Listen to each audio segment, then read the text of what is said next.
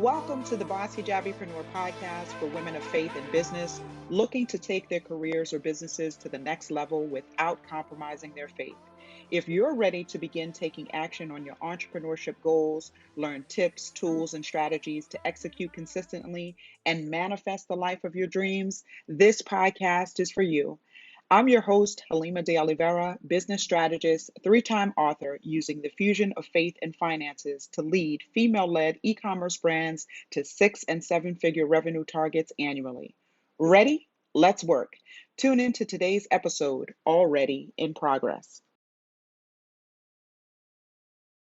Welcome back to the Boss Hijabipreneur podcast, episode 51, What's Your Mental Health Return to Work Plan? In light of many of the recent COVID-19 updates and many businesses reopening and many jobs requiring employees to return to work full-time or hybrid or remote access, I wanted to continue the conversation from last week and offer some mental health resources for our listeners. Be sure to check out two of our past guests, Nadine George Harrington. She was a past guest on episode 7.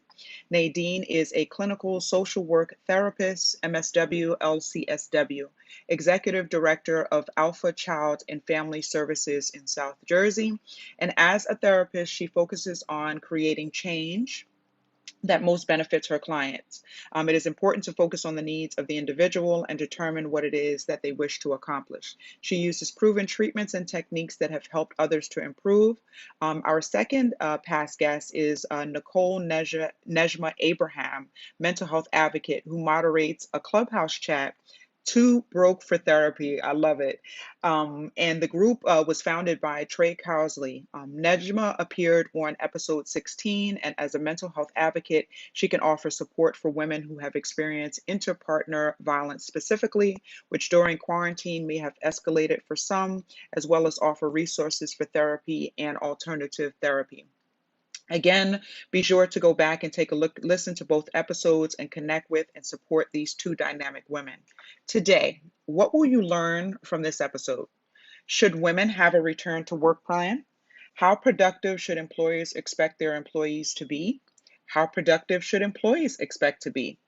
Should employers have mental health services available for employees? Should entrepreneurs structure in self-care, aka therapy, into their daily routines? And I'll also share 3 tips on what we can do to take care of ourselves more consistently. So the first question, should women have a return to work plan? So you guys know, if you listened to last week's episode, the short answer is yes. Women should have a return to work plan. I think we underestimate the impact this last year has had on us. As an optimist, I have moved through the year only looking at the positives. But in February of this year, 2021, I came to the realization of all we have endured over the past year and many mental health adjustments we've had to make. As a brand strategist who works with female entrepreneurs with social impact and e-commerce businesses, we have had to pivot in many ways, in some cases without advance notice, increasing production to meet demand, taking on whatever roles were necessary to make things work in our businesses, at home with our families, homeschool. Some entrepreneurs work full-time jobs while still running a business, and the list goes on. Returning to work, no matter what that looks like for you, for instance, my scenario is going back to an office in a co-working space. Also traveling, what does that look like? Do I have to take the vaccine? And if I do take the vaccine, what are some of the things that I have to look for regarding that? And for some, it's an actual office, or whatever your scenario is, whatever it is, it's a transition that we shouldn't take lightly. I read a recent article by the National Law Review, and I'm just going to read some of what I found in the article. I think that it's extremely important, to take some of these things into consideration. So this article came out last month, May, and they listed some suggested practices for businesses to consider during the reopening process as they return employees to in-person work after an extended period of time working remotely. So this may, fully apply to you, or, in some cases apply to you partially, or in some cases not at all. But either, no matter what your scenario, there is a conscious thought that you should be putting into, what your return to work plan looks like. So Communicate with employees before formulating a plan to return employees to in-person work. I don't think that it's a decision that, just the employer should make. And then, once the decision is made, they communicate it to their employees. I think that the employees should have either, some type of point of contact. And according to this article, it's one of the recommendations that they make as well, that there's some type of point of contact, of employees. So maybe, an employee advocate that is advocating for a specific group. So meaning that that advocate is then, speaking to the employees and then coming, reporting back to the employer what they are. There are so many concerns to take into account. Childcare services are huge, especially for us as women who happen to be mothers or we're caretakers of children. It's not something that we can say, okay, yep, tomorrow I'm going back to work. What happens to the children? Many of them are not back to full-time school. Many of them are either part-time or they are still going to school remotely. So what does that look like, for your child? Does your child need, childcare services? Also employers must comply with state and local orders. Also, they must formulate a return to work plan based on employee communication and business needs. So, from an employee standpoint, looking at the business itself, in order for you to continue to work, for them, the business to still stay in business, there are things that they have to do. The business has to generate, an income, has to generate revenue. So there are so many things to consider, but at the center, I feel that the employee, should be at the center of this, conversation, and what they think, should be taken into consideration. And this particular article that was written for the National Law Review, May 12th, 2021, was written by Erin L. Rigney, M. Claire Flowers, and it says K. N. Gates. I would take a look at this article. It's titled Reopening Strategies and Return to Work Policies After COVID-19 Pandemic. And I would take a look at this article because it really, gives you, you as an employer, it gives you very, detailed options of what you can do. So possible return to work plans include, and it gave you quite a few. It gave you about 5 different options. There was traditional, incremental, hybrid option 1, hybrid option 2, and then remote. So just, some things to take into consideration if, this month or in the next couple of months, you are thinking about bringing your workforce back to the office at some point. So really, really, really enjoyed that article. And it's an article that I recommend that you guys take a look at. So the second part of this is, how productive should employers expect their employees to be? Initially, there will be some resistance. There will be some resistance when you communicate the plan. There will be some resistance, at different points in the process. So I would anticipate that. I would also anticipate downtime. I would also, make a strategy for the adjustment period, going from remote work where your schedule is your own, and the employee schedule is their own, and being able to work in the confines of their home with little to no outside supervision. That is an adjustment. I'm going to just give myself for an example. I'm not going to lie. For me, after working full time in my business for the last 4 years, I cannot imagine going back to work and having to report to a boss, having to report back, everything that I'm doing, having to clock in and clock out, being to work on time. I remember going to work, just the mayhem of getting my children ready in the morning. Maybe they're sick, maybe they're, just having to make those second decisions in the morning, whereas, now that I'm a full-time entrepreneur, the only split second decision that I have to make is, hey, I'm taking, a day off. And either communicating that to my clients or rescheduling clients, whatever the case may be. But I don't feel the same pressure that I felt at work, knowing that, if I'm late or if I call out too much or, if, my children are sick all the time, that, I may not have a job. Essentially, I may not have an income. So, that pressure, that stress, that anxiety is gone. So it would work for me for so many reasons, but that is just one of them. I think employers should expect some resistance, as well as, some, just some employees, coming back at them or retort just saying, hey, wait a minute, I need a childcare plan in place before I can even think about, coming back to work. So, I think employers should expect some resistance and may offer some time or some type of training program to reacclimatize their employees to the work environment and that structure. So, on the twist, on the other side of that, how productive should employees expect to be? And I think employees should expect to be as productive as they were during quarantine initially, and steadily increase the pace over time to possibly what it was, prior to quarantine, or to the standard of what your expectations of your employer are. And so the second part of this I want to go into is, should employers have a mental health services, plan, or, just services available for their employees? We'll be right back. So, should employers have mental health services available for employees? Yes, they should.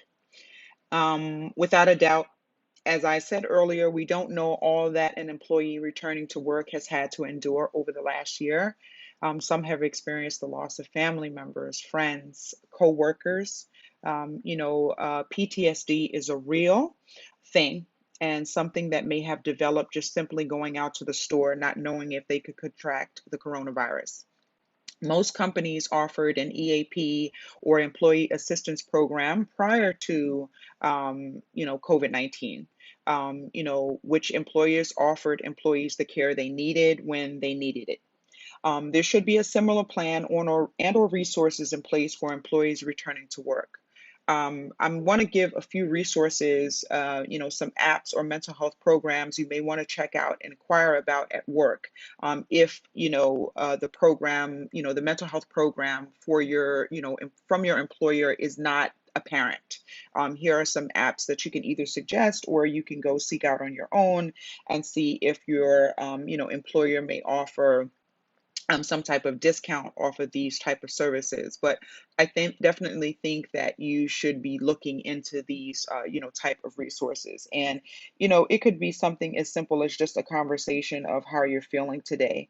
And, that could, begin the conversation. And, I'll be honest with you, I've, been in therapy, for a number of years, over 10 years now at this point. And, it is not something that, is always a monthly thing, like a weekly thing.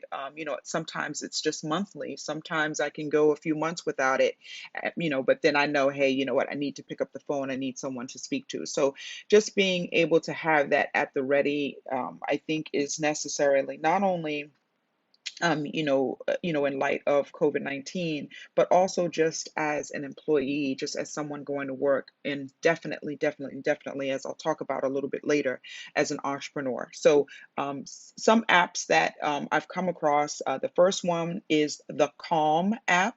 And you can find the Calm app for business. I love their tagline. It says, motivate your team within, drive healthier habits, and foster resilience. Discover how team well-being reduces burnout and cuts down absenteeism. So I think that's great, both from, of course, first and foremost, the employee, but also from an employer standpoint.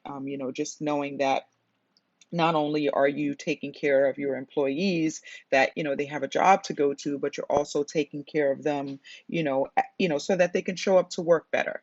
There's another app, it's called the Better Up Care, or another plan, the Better Up Care Healthy Minds Peak Performance, offers a comprehensive mental health solution that is redefining employee engagement, productivity, and business growth.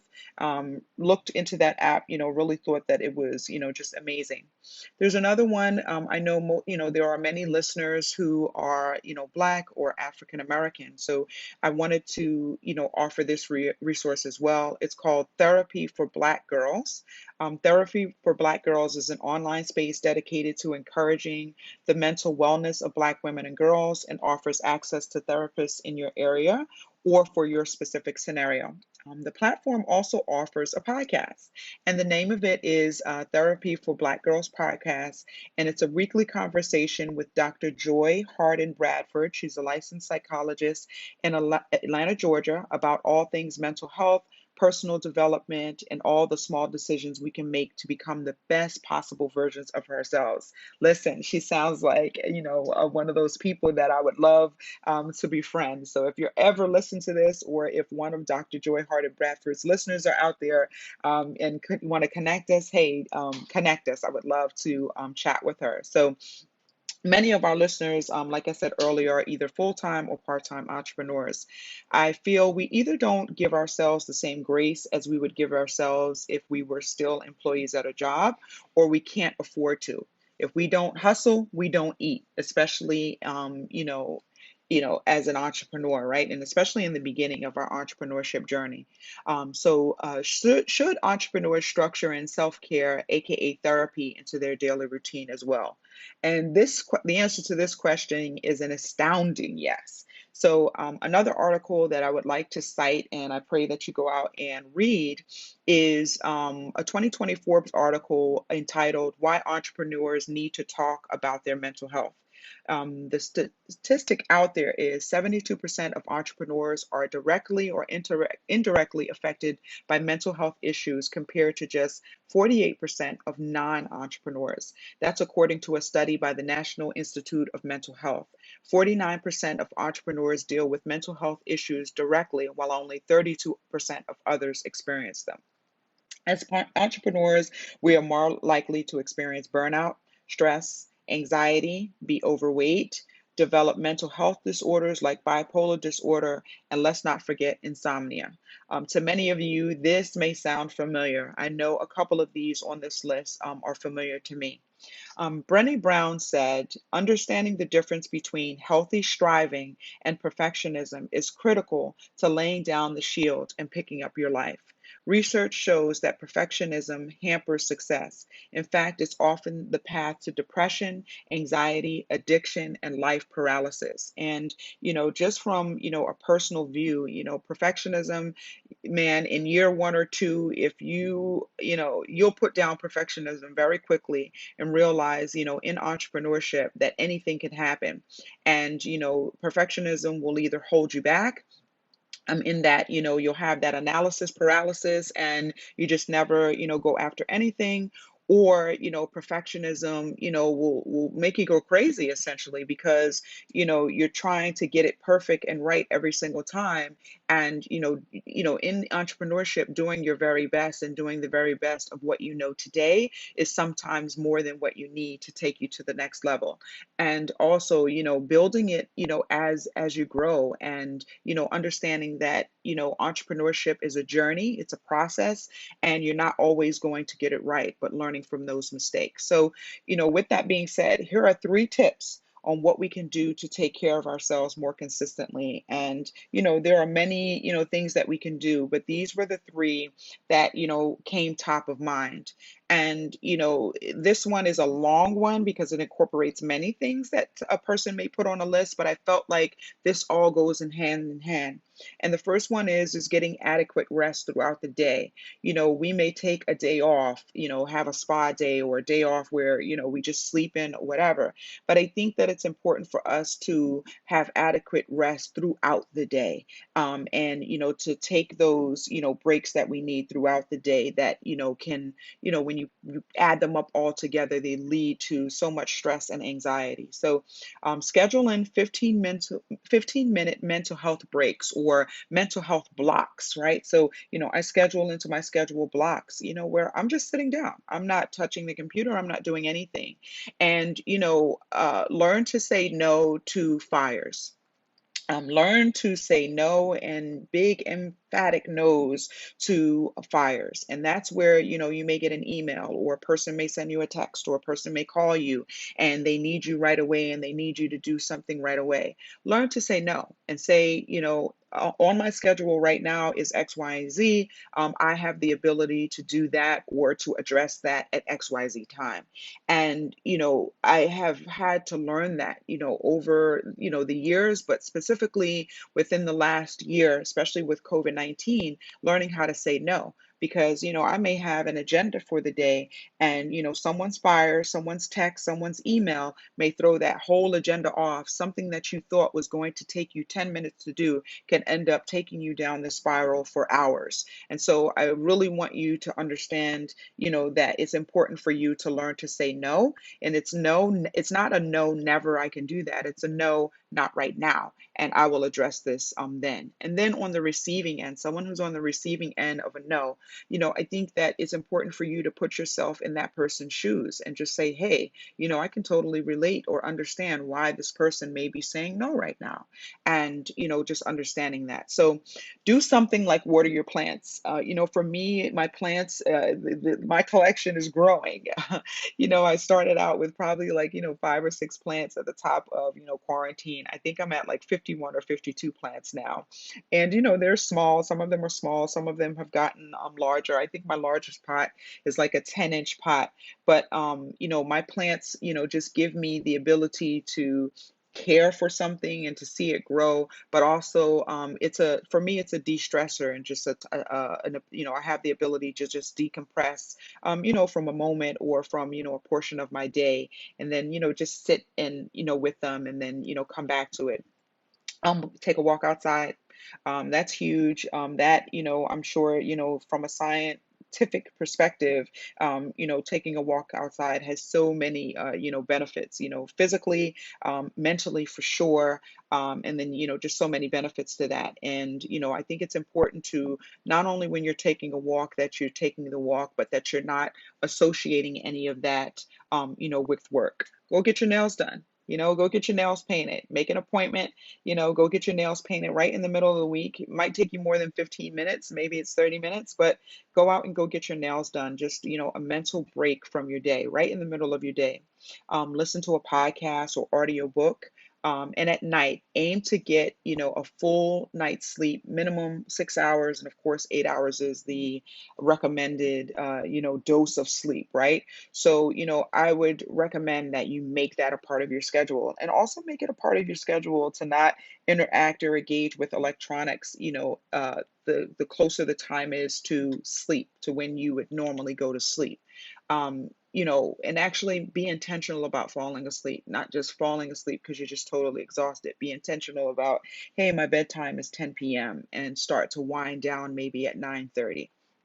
Acknowledge your accomplishments, no matter how small, and celebrate yourself. I think, as women, as people of color, we don't celebrate ourselves enough. And, whether it's, you for 5 minutes just giving yourself kudos, or, you actually going out and taking yourself to dinner, or buying yourself a cupcake. This is one of mine, buying yourself, a cupcake, and just saying, hey, you know what? I'm happy that I was able to do this. I'm happy that I was able to do that. And be a positive support, and surround yourself with positive supporters who support you. I cannot tell you, on the entrepreneurship journey, just how important this was, for me. Many people, are no longer in my life, because, I needed support and I didn't get that support back. So I was a support to them, but when it came time to me needing support, they weren't able to support me. And I think that when we have relationships, I think that the relationships, of course, we ourselves, we should be offering something up, but we should be getting something back in return. And if we are in relationships where our needs are not being met, it may be time to move on, or it may be time to invest less time, in those relationships. I've had, in the last, few years, I have had deaths in my family, in friendships, etc. And they have impacted me. And, where I thought, I had people that I could go to and, ask for that support, they weren't there. And, at critical times when I needed them, they weren't there. And so, I think it's important to have those conversations. What type of friendship is this? Is this, a business friendship where, hey, I can call you about, my business, and that's kind of it? Or, what type of friendships do you have? And so make sure that not only do you know what type of friendships you have, or, allies you have, but also know what you can call them for. So, I pray this episode and these resources are of benefit to you on your career or your entrepreneurship journey. I mean, stay tuned for my inspirational quote of the week. My inspirational quote of the week, it's not a quote, it's a surah, Surah Ad-Duha. In this surah, Allah is directly communicating with the Prophet sallallahu alaihi wasallam. In the early stages of prophethood, where Muhammad sallallahu alaihi wasallam was experiencing a lot of stress and anxiety, mockery and ridicule from his personal friends, clansmen, and neighbors because they were not receptive to his message. Sound familiar? You may have started a business in the last year or had to make a pivot in the last year that people are not receptive to. During this time, he also felt that Allah had abandoned him. Many of you may feel the same. Allah knew better, and we know that Allah knows better. And during his time, he was giving him a break, since if he had continuously been exposed to the intensely bright light of revelation, wahi, his nerves could not have endured it. So Allah subhanahu wa ta'ala, in his infinite wisdom, an interval was given in order to afford him peace and tranquility. Allah sent down this surah to comfort him and let him know he had not forgotten him. I pray that this surah brings you the same comfort in your time of need. أعوذ بالله من الشيطان الرجيم بسم الله الرحمن الرحيم والضحى والليل إذا سجى ما ودعك ربك وما قلى وللآخرة خير لك من الأولى ولسوف يؤتيك ربك فترضى ألم يجدك يتيما فآوى ووجدك ضالا فهدى ووجدك عائلا فأغنى فأما اليتيم فلا تقهر وأما السائل فلا تنهر وأما بنعمة ربك فحدث صدق الله العظيم والحمد لله رب العالمين. In the name of God, the gracious, the merciful, by the morning light and the night as it settles, your Lord did not abandon you, nor did he forget. The hereafter is better for you than the first, and your Lord will give you, and you will be satisfied. He did not find you orphaned. Did he not find you orphaned and sheltered you, and found you wandering, and guided you, and found you in need, and enriched you? Therefore, do not mistreat the orphan, nor rebuff the seeker, but proclaim the blessings of your Lord. I pray that this was of benefit, and I pray that you come back to this episode, that you share this episode, and that it benefits you not only in your time of need, but that it may benefit someone else in your life. I look forward to hearing some of your feedback from this episode, and look forward to seeing you on next week's episode. Peace. Assalamu alaikum. This has been another spectacular episode of Boss Hijabipreneur, brought to you by BUNHD LLC and the Not Without My Hijab stage play. To find out more about services for women of faith in business and the next city up on the tour, visit www.bunhd.com. It is our hope here at BUNHD that after each episode, you will be empowered to have a deeper connection in your spirituality, personal, and business relationships. As women of faith, we have a responsibility to learn our religion, apply it to our daily lives, and to make a positive contribution in our local and global community.